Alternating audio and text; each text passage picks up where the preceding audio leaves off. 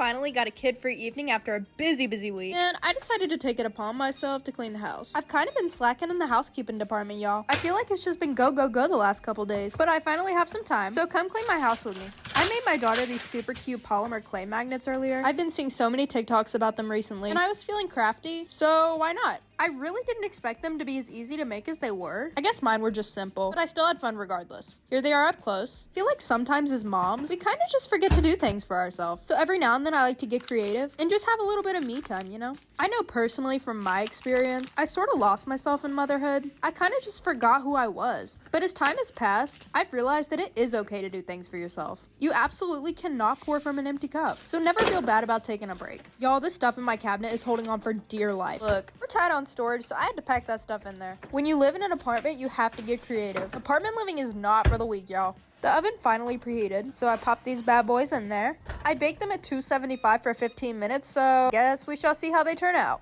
In the meantime, let's clean up these dishes. Oh, I can't tell you how many times a day I have to do the dishes. I know y'all stay-at-home parents out there know my struggle. I'm not joking, I do run this thing twice a day, at least. But I honestly don't mind it. Call me a weirdo, but I really like cleaning. It's really therapeutic to me. There's absolutely nothing in life that tops a clean house. And I cannot stand waking up in the morning to a dirty house. Or dirty dishes in the sink, for that matter. The wipes are supposed to go in the bathroom. They always end up getting left out. I almost forgot to put these cups up. Once again, cramming it in there. That's just gonna have to be whoever opens its problem.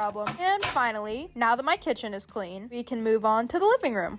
The living room is probably my favorite room in the house to clean, just because it's the easiest room in the house to clean. Really, the only messes are these piles of books that my daughter leaves out, but stacking that up is like muscle memory at this point, y'all. Look, I don't really care if my daughter makes a mess with her books. I'm just happy that she's reading books and that she has a love for reading. Now let's fold this blanket out that my dog always messes up. I don't even know why I bother fixing this stuff at this point, y'all. And while I was busy doing all that, the oven went off. So I pulled my clay out and dun-da-da-dun, drum roll please. I think they look super cute. Moving on to my daughter's play area. Sometimes I think my daughter gets overwhelmed with the amount of toys in here. If any of y'all mamas do toy rotations, can you let me know in the comments how that's worked for you? I think we might start doing that. From what I've seen, toy rotations are really good for overstimulation, being overwhelmed and distracted. I feel like kids only really need a couple options, and then after that it sort of becomes overwhelming. I say that as I sit in my daughter's playroom surrounded by toys, but you know, nobody's perfect.